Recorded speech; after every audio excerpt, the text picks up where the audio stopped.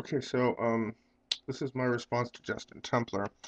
He said he couldn't help but wonder, without religion, would things have ended up the same? Um, in a word, probably yes, they would have. And here's my explanation for that. Um, from what I can gather, this person was suffering from some pretty severe mental disorder that had absolutely nothing whatsoever to do with the Christian faith in any way. Um, and I'm thinking, okay, these two people, he killed a girl that um, was in the same class as he was. So I'm thinking, two words here: unrequited love. Um, I think he was stalking this girl. I cannot prove that. That is a non-scientific theory. I'd like to make that perfectly clear to everyone. I've seen nothing in the news to substantiate that, save some few things I heard that he said in his blog wrote down about some girl. Anyway, um, he would have killed her anyway, if that's the case. Um, because he wanted love. He was desperate for it, if this is the case. And he loved her. She didn't love him. And it seems to me the only love that he ever felt was not unrequited was Jesus, because of what he believed the Bible said. And he wanted to go someplace where he thought he would experience the love he needed, which he didn't think he was getting. Um, it's an association thing. Yeah, he was piggybacking his emotions on the Christian faith, and uh, that was his justification. He would have found some other justification if religion didn't exist. If you suffer from a mental disorder, you find a reason to justify your actions, no matter what that may be.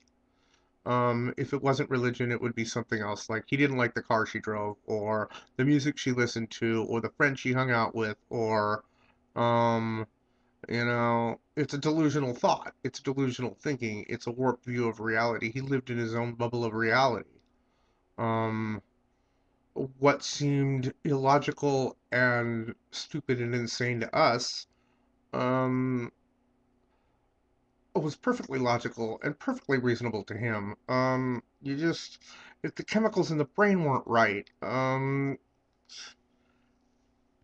you have to understand,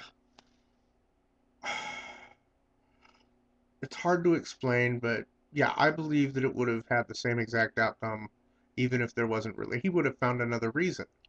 He would have found something else. Um, it would have ended in tragedy anyway.